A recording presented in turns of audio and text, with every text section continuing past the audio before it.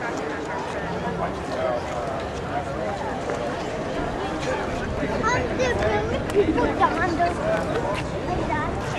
last week there was a Harry Potter convention in San Francisco.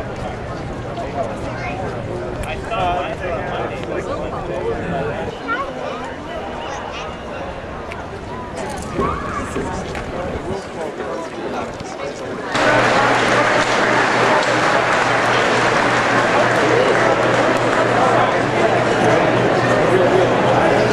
Ladies and gentlemen, I'd like to welcome the Hornet every possible to tell us death, and one recording of the 1909 is known to survive today.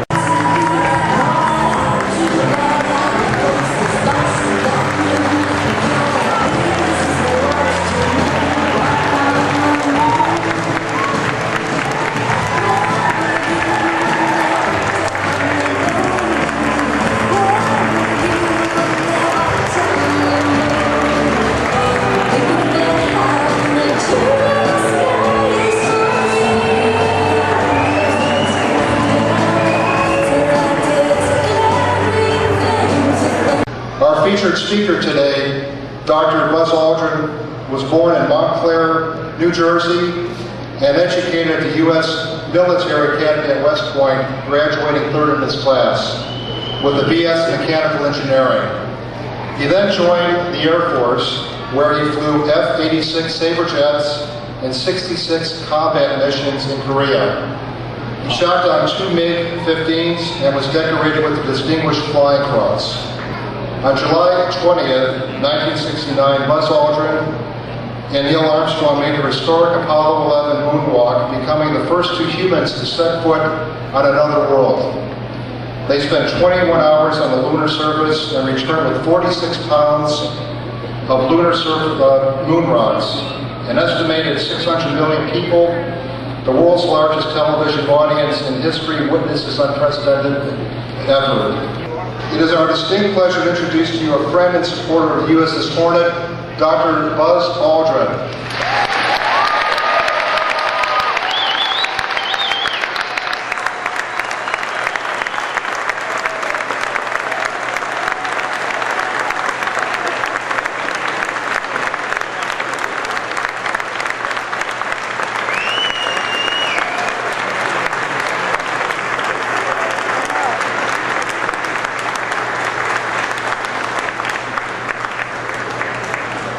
Thank you.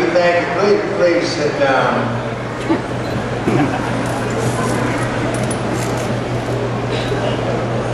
I never anticipated such a warm welcome as all of you people assembled here. Those who work here on this marvelous machine, and those who have just come in from wherever. Thank you ever so much. The Hornet means something in my youth.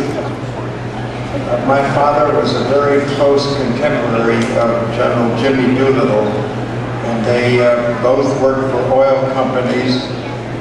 And then when World War II came along after Pearl Harbor, they both went into the service.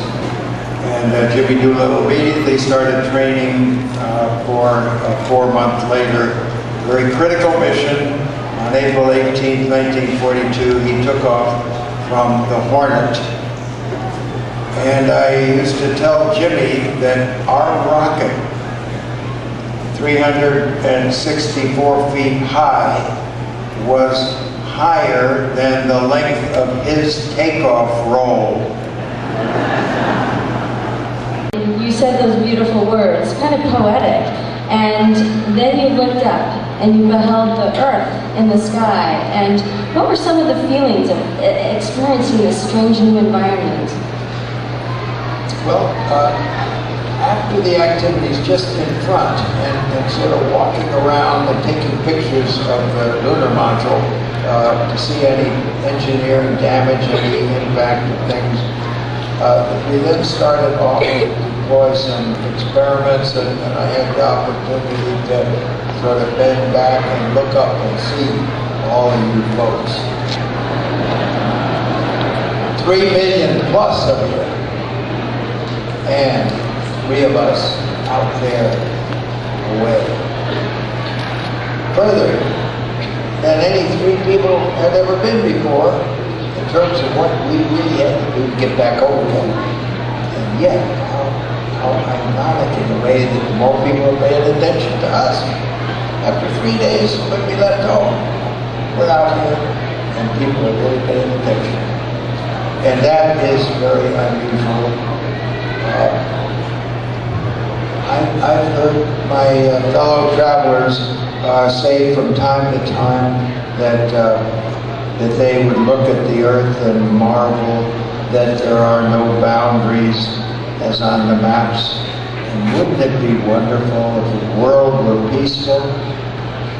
I'm about as sick and tired of hearing that as I am. I could reach out and cover up all of humanity with my thumb. That's great the first time you say it. Just like when John Glenn, I think I'll blame him for it, said, well, we went into space on a spacecraft built by the lowest bidder.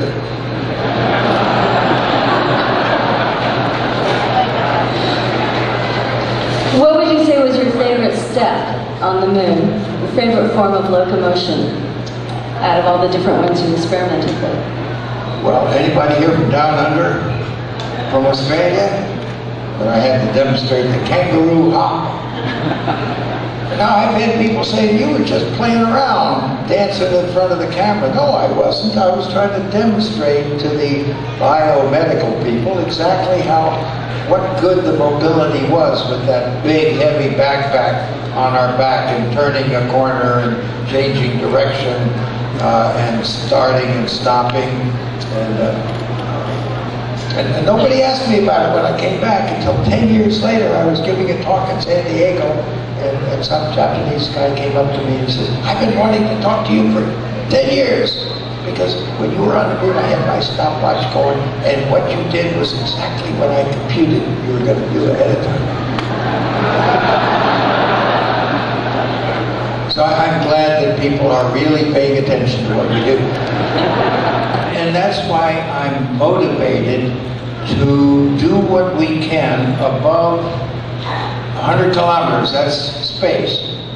We've got a space station up there, and there are spacefaring nations that are not members of that. We can start off by bringing India, China, South Korea, Brazil, other spacefaring nations into the space station, building a confidence level that then we can approach the moon and have a development activity on the moon. Not exploration for us, exploration for them.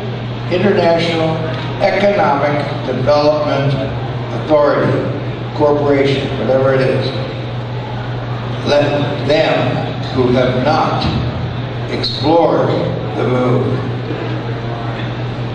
put their resources into the moon and human travelers the way we did in the 60s and 70s, the way we did to the space station, and the way I feel we should on the pathways to Mars.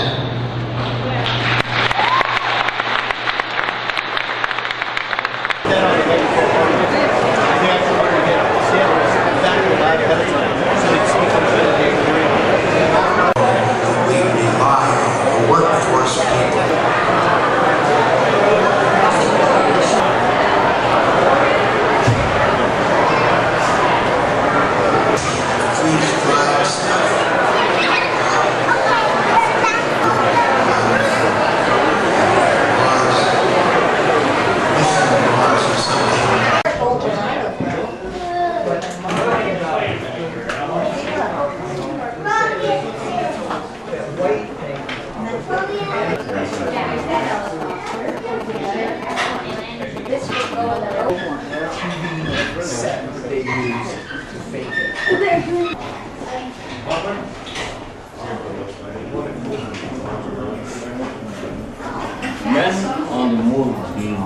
That's Buzz Aldrin. I